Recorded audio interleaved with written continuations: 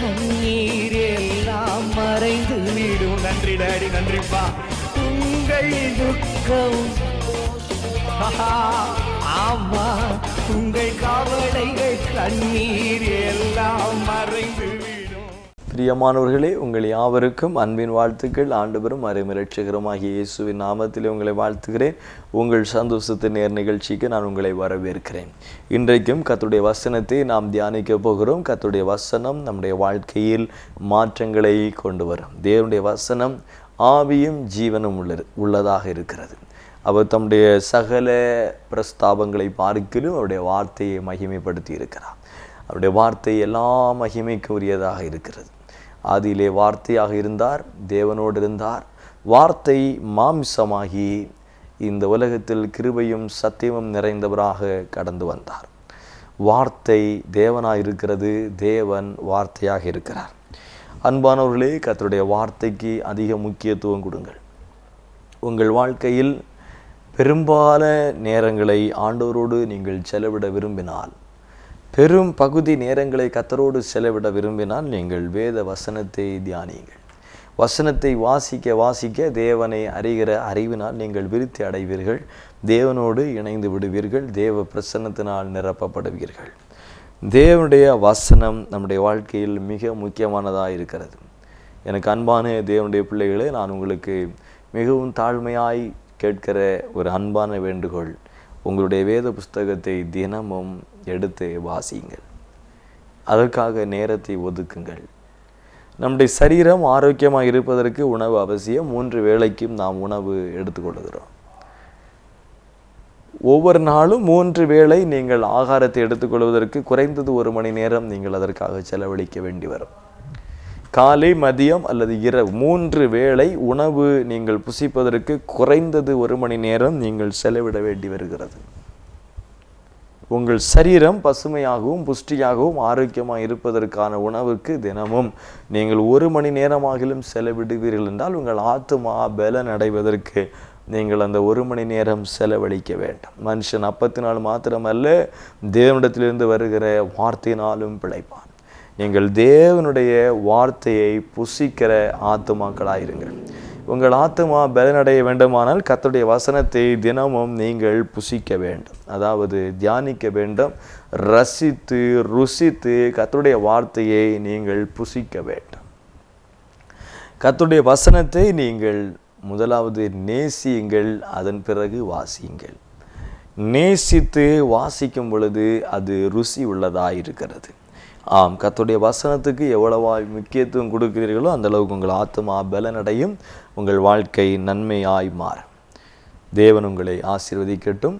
அன்பானவர்களே, உங்கள் சந்தோஷத்தின் நேர நிகழ்ச்சியை தொடர்ந்து பார்க்கிற தேவனுடைய பிள்ளைகளை நான் வாழ்த்துகிறேன். நீங்கள் தொடர்ந்து எங்களுக்காக ஜெபித்து கொள்ளுங்கள். ஜெபித்து வருகிறீர்கள். நான் உங்களுக்கு மிகவும் நன்றி சொல்லிக் கொள்கிறேன். உங்களுடைய ஜெபம் எங்களை தாங்குகிறது.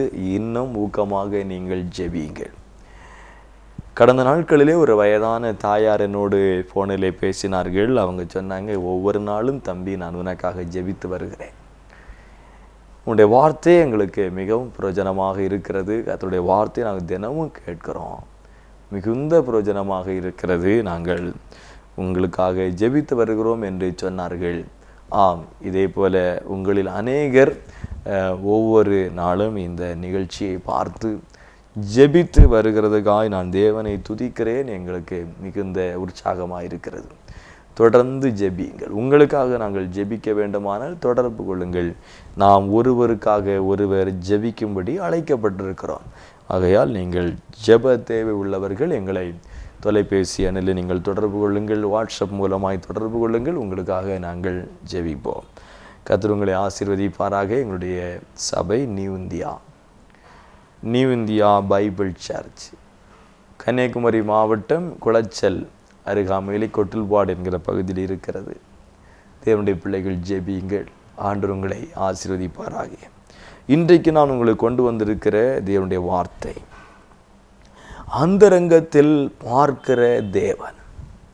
நம்முடைய தேவன் எப்படிப்பட்டவர்? நம்முடைய ஆந்தரங்கத்தை பார்க்கிறவராக இருக்கிறார். அதாவது ரகசியத்தை அறிகிற ஒரு தேவனாக இருக்கிறார். ஒவ்வொரு மனுஷனுக்கும் வெளி தோற்றம் இருக்கிறது, மறைமுகமான இன்னொரு தோற்றம் இருக்கிறது. வெளியிலே நாம் நல்லவர்கள், நீதிமான்கள், பசுத்தவான்கள், நன்மை செய்கிறவர்களாய் நம்மை காட்டிக்கொள்வோம். ஆனால் நமக்கு இன்னொரு பக்கம் இருக்கிறது. எல்லா மனுஷனுடைய வாழ்க்கையிலையும் இன்னொரு பக்கம் இருக்கிறது. அந்த இன்னொரு பக்கம் நம்முடைய வாழ்க்கை எப்படி இருக்கிறது என்பதை ஒருவேளை நம்முடைய நண்பர்களுக்கு தெரியாது, சொந்த பந்தங்களுக்கு தெரியாது, நம்மோடு கூட ஆராதிக்கிற தேவ ஜனங்களுக்கு தெரியாது, ஊழியக்காரர்களுக்கு தெரியாது, விசுவாசிகளுக்கு தெரியாது, ஒருவேளை உடைய மனைவிக்கு தெரியாது, கணவனுக்கு தெரியாது, பிள்ளைகளுக்கு கூட தெரியாது. ஆனால் தேவன் அதை அறிந்திருக்கிறார். வசனம் சொல்லுகிறது, சகலமும் அவருக்கு முன்பதாய் வெளியரங்கமாய் இருக்கிறது. அவருக்கு மறைவான சிருஷ்டி ஒன்றுமே இல்லை. நம்முடைய தேவன் சகலவற்றை அறிந்திருக்கிறார். அனந்த ஞானமுள்ள தேவன் என்று வேதம் அவர் சொல்லுகிறது. அப்ப நம்முடைய தேவன் நம்முடைய அந்த ரங்கத்தை அறிந்திருக்கிறார். மத்தேயு சுவிசேஷம் 6வது அதிகாரம் 6ஆம் வசனத்திலே, நீயோ ஜெபம் பண்ணும் பொழுது உன் அறை வீட்டுக்குள்ளே பிரவேசித்து உன் கதவை பூட்டி அந்தரங்கத்திலே இருக்கிற உன் பிதாவை நோக்கி ஜெபம் பண்ணு. அப்பொழுது அந்தரங்கத்திலே பார்க்கிற உன் பிதா வெளியரங்கமாக பதில் அளிப்பா. வசனம் சொல்லுது, நீ ஜெபம் பண்ணும் பொழுது உன் வீட்டு அறை கதவை பூட்டிட்டு யாரும் பார்க்காம அந்தரங்கத்தில் தனிமையாக ரகசியமாக, யாரும் இல்லாத இடத்துல யாருக்கும் தெரியாம ரகசியமா இருந்து ஜெபம் பண்ணு. அப்பொழுது அந்த ரகசியமாய் அந்தரங்கத்தில் தனிமையாய் யாரும் பார்க்காத அந்த இடத்திலிருந்து நீங்கள் ஜெபிக்கும் பொழுது அந்தரங்கத்தில் பார்க்கிற பிதா. அப்போ நம்முடைய தேவன் எப்படிப்பட்டவராக இருக்கிறார்? நம்ம வீட்டு கதவெல்லாம் அடைச்சிட்டு, நம்முடைய ரூமு கதவெல்லாம் அடைச்சிட்டு யாரும் இல்லை, நாம் தனியாக இருக்க நினைக்கும் பொழுது அங்கே நம்மை பார்க்கிற ஒரு தேவன் இருக்கிறார் என்று வேதம் சொல்லுகிறார். அப்போ அந்த ரங்கத்தில் பார்க்கிற தேவன் நமக்கு என்ன செய்கிறார்? வெளியரங்கமான பலனை கொடுக்கிறார். அவ மற்றவர்கள் பார்க்கும்படி ஜெபிக்க கூடாது என்று வேதம் சொல்லல, கூடி ஜெபிக்க வேதம் சொல்லுகிறது, ஒருமனப்பட்டு ஜெபிக்க வேதம் சொல்லுகிறது. இந்த வசனத்தை அநேக தவறாக வியாக்கியானம் பண்ணுகிறார்கள். மற்றவர்களோடு ஜெபிக்க கூடாது, மற்றவர்களுக்கு பார்க்க ஜெபிக்க கூடாது, நீ ஜெபிக்கும் பொழுது தனியாக கதவை போட்டு வீட்டுக்குள்ளே தான் ஜெபிக்கணும். வசனத்தை நம்ம தெளிவாக புரிந்து கொள்ளலாம். ஜெபங்களில் பலவிதம் இருக்கிறது. இங்கே சொல்லப்பட்டிருக்கிறது தனி ஜெபம். வேதத்தில் குழு ஜெபம் பற்றி சொல்லியிருக்கு. இயேசு ஜெபம் பண்ணும் பொழுது அநேக நேரங்களில் தன்னுடைய சீசர்களோடு கூட ஜெபித்திருக்கிறார். அநேக நேரங்களில் சிலர், யோவான், பேதுரு, இந்த முக்கியமான தன்னை நேசித்த மிக நெருக்கமான சீடர்களோடு ஜெபித்திருக்கிறார். ஆனால் தினமும் அதிகாலை இருட்டோடு எழுந்து போய் அவர் வனாந்திரமான இடத்துல போய் தனித்து ஜெபித்திருக்கிறார். மார்க்கு சுவிசேஷம் 1:35 சொல்லுகிறது, அவர் அதிகாலை இருட்டோடு எழுந்து புறப்பட்டு வனாந்திரமான ஒரு இடத்துக்கு போய் அங்கே ஜெபம் பண்ணினார். கெட்சமனே தோட்டத்தில் சீசர்களை அழைத்து கொண்டு போய் ஜெபம் பண்ணினார், தனியாக ஜெபம் பண்ணினார். அப்போ ஜெபத்தில் பலவிதம் இருக்கு. இங்கே சொல்லப்பட்டிருக்கிறது தனி ஜெபம், பர்சனல் பிரேயர். நீ அநேகர் குடும்பமாக ஜெபிப்பாங்க, சபையில் கூடி ஜெபிப்பாங்க, மற்றவர்களோடு இணைந்து ஜெபிப்பாங்க. தனியாக ஜெபிக்கிற பழக்கம் இல்லை. தனி ஜெபம் ஒவ்வொரு மனுஷனுடைய வாழ்க்கையில் முக்கியமானது. ஒவ்வொரு கிறிஸ்தவனுடைய வாழ்க்கையில் ஜெபம் உயிர் மூச்சு போன்றது. உயிர் மூச்சு நம்முடைய நாசிலே, நம்முடைய மூக்கில் நம்முடைய சுவாசத்தை உள்ளே எடுக்கிறோம், வெளியே விடுகிறோம், உள்ளே எடுக்கிறோம், வெளியே விடுகிறோம். ஒரு நாளைக்கு எவ்வளோ நேரம் எப்படி செய்கிறோம்? 1 மணி நேரமா, 2 மணி நேரமா, 24 மணி நேரம். நான் தூங்குனாலும் என்னுடைய மூச்சு போயிட்டு வந்துட்டே இருக்குது. இது நின்றுட்டுன்னா என் கதை முடிஞ்சது. அப்போ ஜெபம் என்பது உயிர் மூச்சு. அது ஏதோ ஒரு குறிப்பிட்ட நேரம் செய்வது அல்ல. ஜெபம் என்பது இடைவிடாமல் செய்ய வேண்டியது. ஜெபம் என்பது இரவும் பகலும் செய்ய வேண்டியது. ஜெபம் என்பது எப்பொழுதுமே இருக்க வேண்டியது. எப்பொழுதுமே இருக்க வேண்டியது. இயேசு பாருங்க, தனி ஜெபத்துக்கு முக்கியத்துவம் கொடுக்கிறார். ஏராளமான ஜனங்கள் அவரை நெருக்கினார்கள். ஏராளமான ஜனங்கள் அவரை சூழ்ந்து, ஊழியம் ரொம்ப அதிகமாக இருக்கு, சாப்பிடவே நேரம் இல்லை, சாப்பிட்டுட்டு இருக்கும் பொழுதே ஜனங்கள் வந்து விடுகிறார்கள், திரளா இருக்கு. எவ்வளவு இருந்தாலும் இயேசு தன்னுடைய தனி ஜெபத்தை அவர் விடவே இல்லை. அவர் தனியா போய் தன் பிதாவோடு இருந்து பேசி கொண்டிருப்பதை நிறுத்தவே இல்லை. தனி ஜெபம் ஒரு மனுஷனுடைய வாழ்க்கையில மிக முக்கியமானது.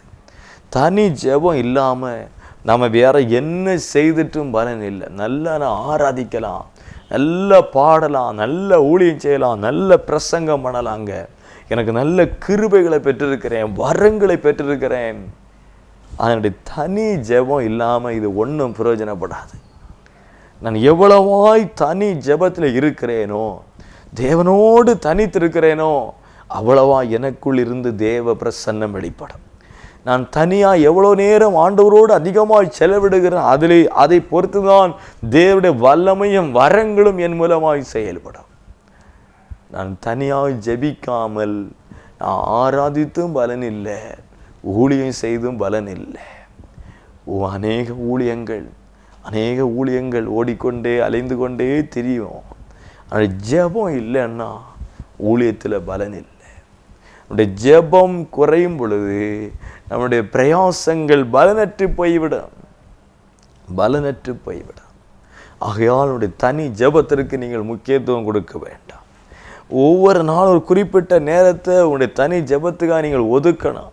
ஒரு குறிப்பிட்ட இடத்தை நீங்கள் ஒரு தனி ஜெபத்துக்காக ஒதுக்கணும். இது நான் ஜெபிக்கிற இடங்க, என் வீட்டில் இந்த இடம் என்னுடைய ஜெப இடம், நான் ஜெபிக்கிற இடம். இந்த நேரம் என்னுடைய ஜெப நேரம், தனிமையாக ஜெபிக்கிற நேரம். அதில் நீங்கள் வேற எதுக்கும் இடம் கொடுக்கக்கூடாது, யாருக்கு இடம் கொடுக்கக்கூடாது. இது என் தேவனோடு நான் இருக்கிற நேரம். அதில் அதிகாலை நேரமாக இருந்தால் விசேஷமாக இருக்கும். ஏன்னா மற்ற எந்த தொந்தரவும் இருக்காது. நீங்கள் ஒவ்வொரு நாளும் காலை எழும்புகிற முதல் மணி நேரம் ஆண்டவரோடு செலவிடுவீர்கள், வாழ்க்கை ஆசீர்வதிக்கப்பட்டுவிடும். காலை எழும்பி நான் ஆண்டவர் சமூகத்தில் கொஞ்சம் நேரத்தை செலவழிக்கிறதுனால என்னுடைய அன்றாட வாழ்க்கையில் என்னுடைய வேலைகள் தாமதமாகி விடுகிறது, என்னுடைய காரியங்கள் தடைபட்டு விடும் என்று நினைக்காதீங்க. நீங்கள் ஜெபிப்பதனால் வருகிற நன்மை அறியாமல் இருக்கிறீர்கள். நீங்கள் காலை எழும்பினதும் தேவனோடு உங்கள் நேரத்தை செலவிடுவீர்களானால், தனிமையாய் தேவனோடு ஜெபத்தில் நேரம் செலவிட்டால் உங்களுடைய பலன் அதிகமாகும், உங்கள் ஞானம் அதிகமாகும், உங்களுக்கு கிருபை பெருகும், அபிஷேகம் பெருகும், கிருபை பெருகும். நீங்கள் உங்கள் வேலைகளை சுலபமாக செய்ய முடியும், ஞானமாக செய்ய முடியும். கடினமாய் செய்கிறதை விட ஞானமாய் செய்வது சிறந்தது. கடினமாய் உழைக்க வேண்டும், ஆனால் ஞானம் இல்லாமல் கடினமாய் உழைச்சிட்டு பலன் இல்லை. ஞானமாய் சுலபமாய் ஆண்டவர் நமக்கு காரியங்களை செய்ய உதவி செய்வார். நீங்கள் தேவனுடைய சமூகத்தில் நேரம் செலவழிப்பதனால நீங்கள் பாதிக்கப்பட மாட்டீர்கள். கர்த்தரோடு நேரத்தை செலவழிக்கிறதுனால நீங்கள் குறைபட்டு போக மாட்டீங்க. அன்றைக்கு முழுவதும் கர்த்தர் உங்களை அதிசயமாக நடத்துவார். எங்கள் தேவனோட நேரத்தை செலவிடுங்கள், தனி ஜெபத்துக்கு முக்கியத்துவம் கொடுங்கள். நம்முடைய வாழ்க்கையான ஊழிய பாதையிலே பெரிய பெரிய அற்புதங்களை, விடுதலைகளை, பெரிய பெரிய வெளிப்பாடுகளுடைய தனி ஜெபத்திலே தான் பெற்றிருக்கிறேன். ஒவ்வொரு நாளும் காலை நான் தேவ சமூகத்திலே தனித்திருப்பேன். ஒவ்வொரு நாளும் தேவனுடைய ஆலயத்தில் போய் தனித்திருந்து ஜெபிப்பேன். அந்த தனி ஜெப நேரங்களிலே என்னுடைய வாழ்க்கையிலே பெரிய பெரிய அற்புதங்கள் நடந்திருக்கிறது. அந்த தனி ஜெப நேரத்தில் ஆண்டவரோடு நான் கேட்டுக்கொள்கிறது என்னுடைய வாழ்க்கையில பெற்றுக்கொள்கிறேன். நான் தேவ சமூகத்திலே உட்கார்ந்து கண்ணீரோடு நான் விண்ணப்பம் பண்ணுகிற நன்மைகளை சோதரித்துக் கொள்கிறேன். நீங்களும் உங்களுடைய தனி ஜெபத்திலே தேவ சமூகத்திலே இருப்பதை உறுதிப்படுத்தி கொள்ளுங்கள். அப்படி ஜெபியுங்கள், வாழ்க்கை அற்புதமாக இருக்கும். வசனம் சொல்லுது, நீ ஜெபம் பண்ணும் பொழுது நாம் கதவை போட்டு அறை வீட்டுக்குள்ளே போ, கதவை போட்டு அந்த ரங்கத்தில் பார்க்கிற பிதாவோடு பேசு. அந்த ரங்கத்தில் பார்க்கிற ஒரு தேவன் இருக்கிறார். யாருக்கும் தெரியாத என்னுடைய வேதனைகளை அறிந்திருக்கிற ஒரு தேவன், யாரும் பார்க்காத என் கண்ணீரை பார்க்கிற ஒரு தேவன், யாரும் அறியாத என்னுடைய அங்கலாய்ப்புகளை, என் வியாகுலங்களை அறிந்திருக்கிற ஒரு தேவன் இருக்கிறார். அவனுக்கு வெளியரங்கமா பலன் கொடுப்பா. அன்னால் தேவனுடைய ஆலயத்தில் போனாங்க, போய் மனம் கசந்து அழுதாங்க. ஏலி என்கிற பிரதான ஆசாரியன் அங்கே உண்டு. ஆனால் இந்த அன்னாளுடைய அங்கலாய்ப்பு ஆசாரியனுக்கு தெரியல, ஆனால் தேவனுக்கு தெரிந்தது. அந்த அன்னாளுடைய கதறல், அந்த வேதனை, அந்த வருத்தம் தேவனுக்கு தெரிந்தது. அன்னாள் ஆலயத்து போனா அங்க ஒரு ஆசாரியன் இருக்கிறார்.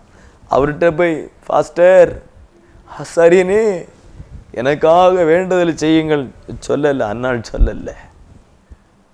ஒரு ஓரமா போய் உட்கார்ந்த ஆலயத்துல வார்த்தை வரல. இருதயத்தின் வியாகுலம், இருதயத்தின் பாரம் உடைஞ்சி கண்ணீரா சிந்தது. தேவன் கேட்டார். நம்ம பெரும்பாலும் நம்முடைய பிரச்சனைக்கு வேற யாராவது ஜெபிக்க மாட்டாங்களா? அப்படி ஜெபிப்பது தவறு நான் சொல்லல. ஒருவரை ஒருவர் தாங்கி ஜெபிப்பது தவறு நான் சொல்லல.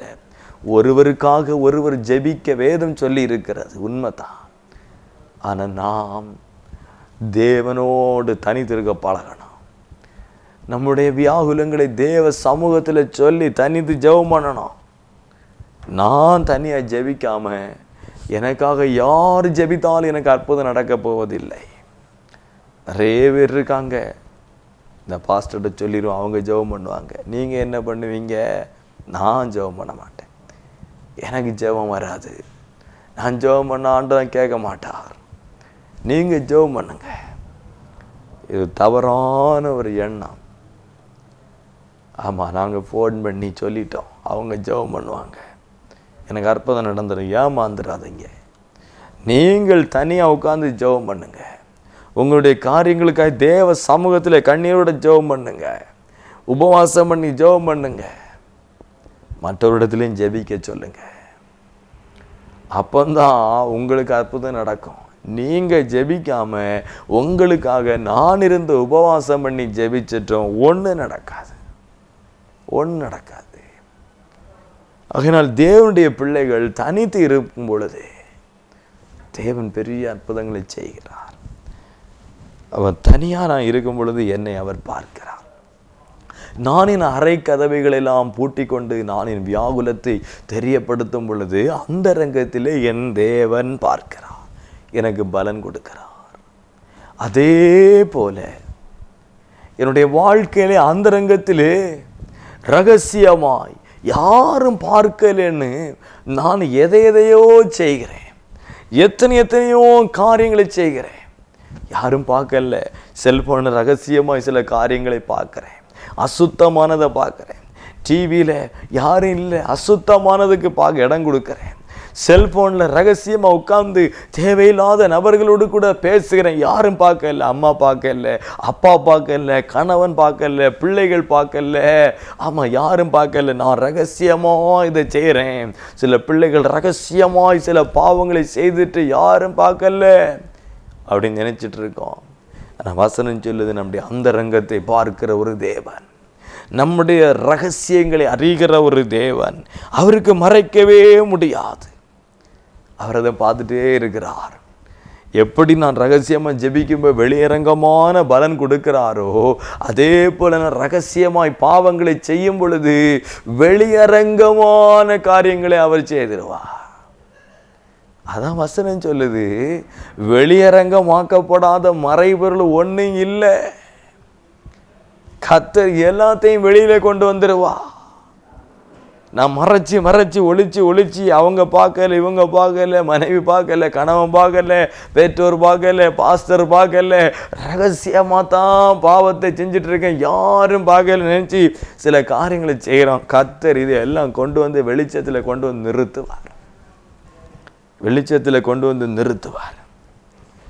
பிரசங்கியின் புஸ்தகம் 11ஆம் அதிகாரம் 9ஆம் வசனம் சொல்லுது, வாலிபனே உன் இளமையில சந்தோஷப்படு, உன் வாலிப நாட்களில் உன் இருதயம் உன்னை பூரிப்பாக்கட்டும், உன் நெஞ்சின் வழிகளிலும் உன் கண்களின் காட்சியில நட.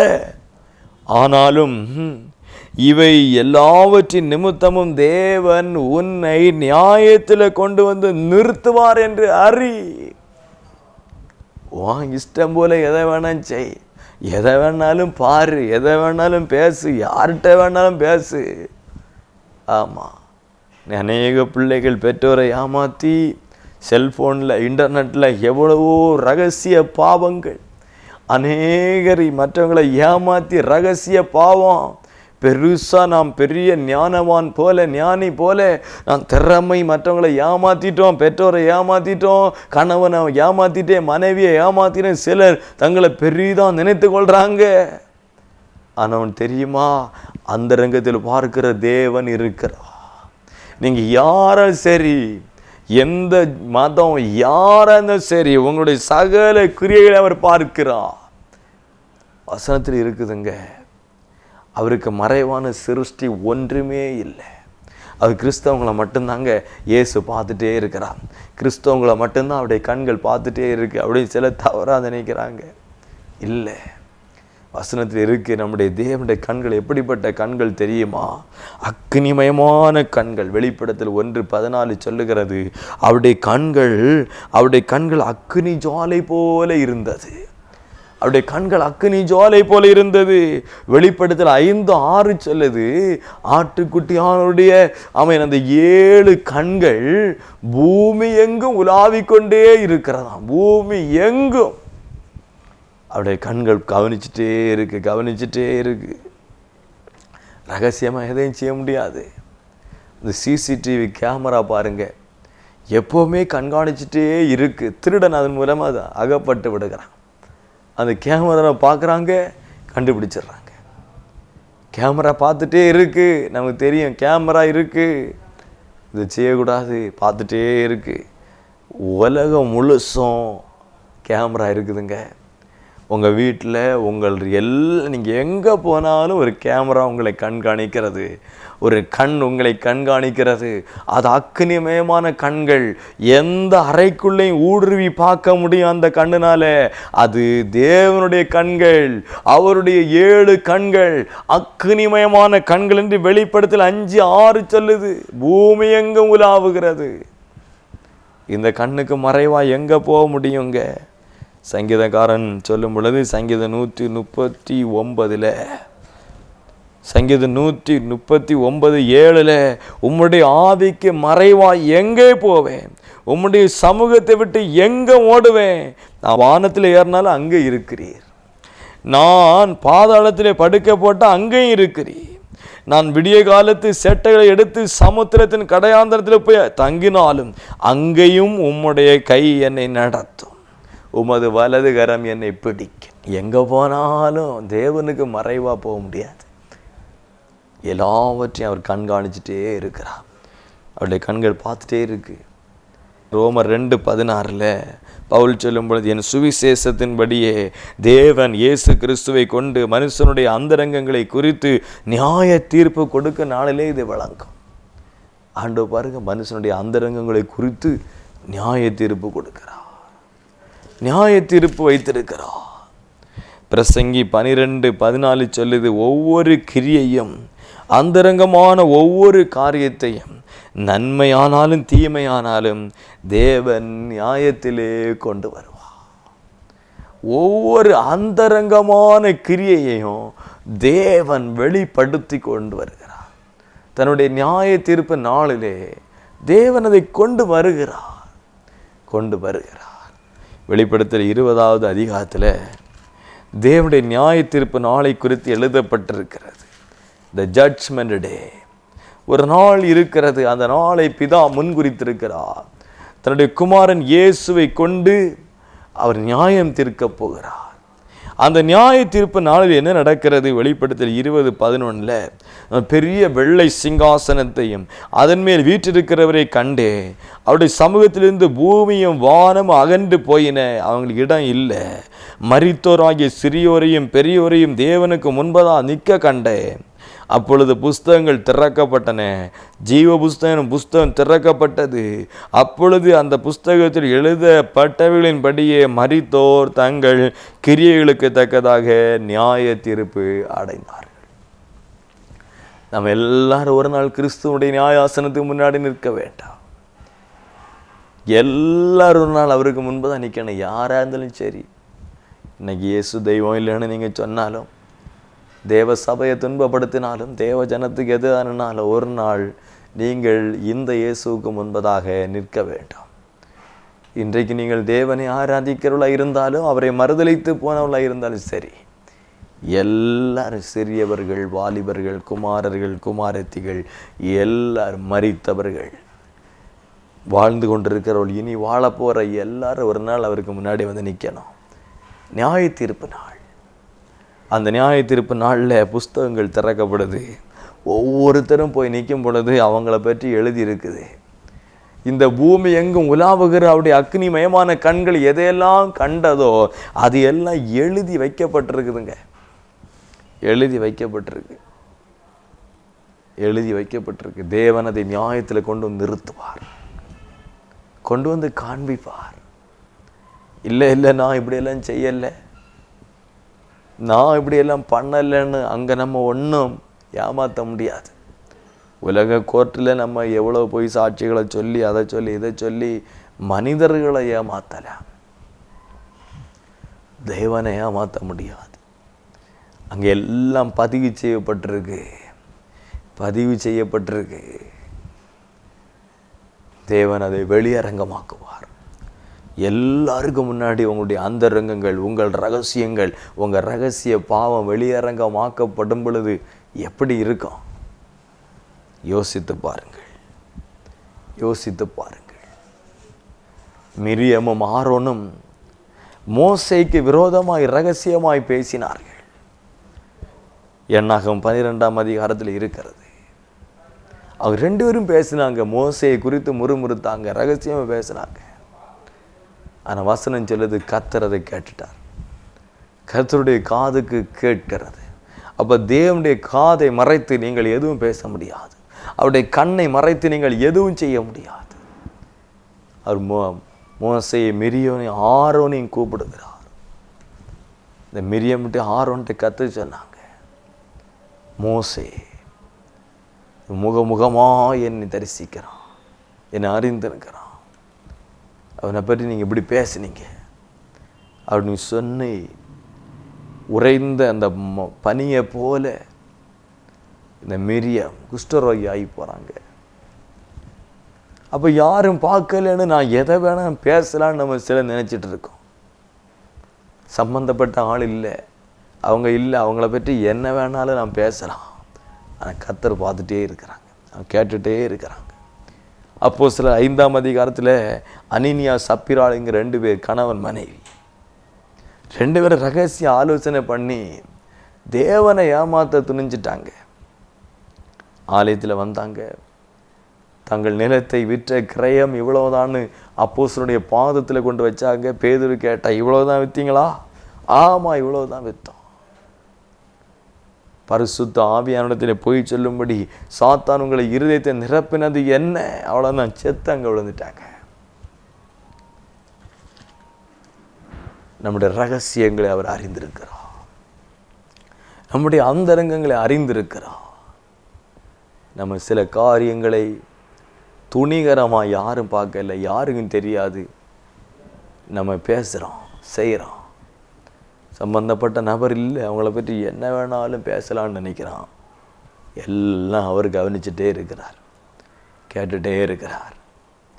நியாயத்தில் கொண்டு வருவார். நம்முடைய அந்தரங்கத்தை பார்க்கிற ஒரு தேவன், நம்முடைய அந்தரங்கத்தை அறிந்திருக்கிற ஒரு தேவன். நம்ம மறைத்து ஒளிச்சு ரகசியமாக ஆலோசனை பண்ணி துணிகரமாக எதை வேணால் செய்யலான்னு நம்ம நினைக்கிறோம். அவருக்கு மறைக்க முடியாது. நம்ம அந்தரங்கத்தை பார்க்கிற தேவன். நமக்கு ஒரு வாய்ப்பு இருக்கிறது. நான் நம்முடைய பாவங்களை உணர்ந்து அறிக்கைட்டா, மனம் திரும்பினா, இப்படியெல்லாம் நான் செய்துட்டேன் ஆண்டவரே, ரகசியமாக இந்த மாதிரி பாவத்தை செய்துட்டேன், அப்படி பாவத்தை உணர்ந்து அறிக்கை செய்து விட்டுட்டா, மனம் திரும்பிட்டா, நம்முடைய பாவங்களை அவர் மன்னித்து விடுவார். அதை மறந்துடுவார். சமுத்திரத்தின் ஆழத்தில் போட்டுருவார். அதை மறுபடி நினைக்கவே மாட்டார். நியாய தீர்ப்பு நாளில் வெளியே கொண்டு வர மாட்டார். அதை வெளிப்படுத்தவே மாட்டார். தேவன் அதை மறந்து விடுவார். நான் நம்முடைய பாவங்களை, ரகசிய பாவங்களை ரகசியமாக ஒளிச்சு யாரும் பார்க்கல செய்ததை நம்ம தேவ சமூகத்தில் அறிக்கை செய்து விட்டுருவோம். அப்பொழுது அவர் நம்மை மன்னித்து விடுகிறார். மறுபடியும் அதை தோண்டி எடுக்க மாட்டார், நினைவு கூற மாட்டார். ஜெபிப்போமா? எங்கள் நல்ல தகப்பனே, இந்த மகிமையான வேலைக்கு ஸ்தோத்திரம் செலுத்துகிறார். அந்தரங்கத்திலே பார்க்கிற தேவன், என் ரகசியத்தை அறிந்திருக்கிற தேவன், என் தனிமையை பார்க்கிற தேவன், எங்களை தலைப்பில் இந்த நாளில் நாங்கள் தியானித்து ஜெபிக்கிறோம். அப்பா, நான் தேவ சமூகத்திலே என் அறை கதவை பூட்டி நான் தனியாக உட்கார்ந்து கர்த்தருடைய சமூகத்தில் பண்டாடும் பொழுது நீ ரகசியமாய் பார்த்து வெளியரங்கமாக பலன் கொடுக்கிறீர்.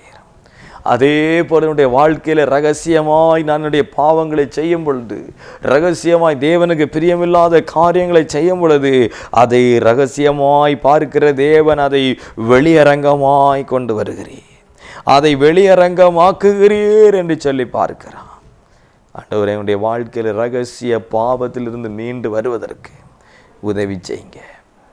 ஆமென். பெற்றோருக்கு தெரியாமல், பிள்ளைகளுக்கு தெரியாமல், கணவன் மனைவி தெரியாமல் ரகசியமாக பல காரியங்களை நானுடைய வாழ்க்கையில் செய்யலாம். நிச்சயமாக தேவன் ஒரு நாள் இதை நியாயத்தில் கொண்டு வந்து நிறுத்துவார் என்று இன்றைக்கு நான் அறிந்து கொண்டேன். அப்பா, ரகசிய பாவங்களை விட்டு முற்றிலும் விலகி கர்த்தருக்கு பிரியமாய் வாழ கிருபை தாரும். தேவனுடைய கரத்தில் ஒப்பு கொடுக்கிறேன். ஒவ்வொரு பிள்ளைகளையும் கர்த்தர் ஆசீர்வதியும். இயேசுவின் நாமத்தில் ஜெபிக்கிற நல்ல பிதாவே, ஆமென். பிரியமானவர்களே, தனி ஜெபத்தில் வளருங்கள். உங்கள் பாவங்களை அறிக்கையிட்டு மனம் திரும்புங்கள். தேவன் உங்களை பரிசுத்தமாக்குகிறார். உங்கள் சந்தோஷத்து நேர் நிகழ்ச்சியை தொடர்ந்து பாருங்கள். எல்லா செவ்வாய்க்கிழமை தோறும் இரவு 7:30 மணிக்கும், புதன் காலை 8:30 மணிக்கும், வியாழன் இரவு 8 மணிக்கும், வெள்ளி காலை 6:30 மணிக்கும் தொடர்ந்து இந்த நிகழ்ச்சி நம்ம ஜாய் குட் நியூஸ் தொலைக்காட்சி மூலமாக வருது. பாருங்கள். இந்த யூடியூப் சேனலில் இந்த செய்திகள் இருக்கிறது. மற்றவர்களுக்கு பகிர்ந்து கொடுங்கள், பாருங்கள். தேவன் உங்களை ஆசீர்வதிப்பார். உங்கள் ஜெபங்களில் எங்களை நினைத்து கொள்ளுங்கள். எங்களுடைய சபை கன்னியாகுமரி மாவட்டம் குளச்சல் அருகாமையில் கொட்டில்பாடு என்கிற பகுதியில் இருக்கிறது. ஜெபியுங்கள். கர்த்தர் உங்களை ஆசீர்வதிப்பார். உங்கள் துக்கம் சந்தோஷமாய் மாறும். ஆமென். சந்தோஷமாய் மாறும்.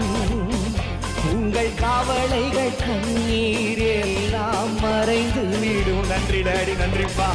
உங்கள் துக்கம், ஆமா, உங்கள் கவலைகள் கண்ணீர்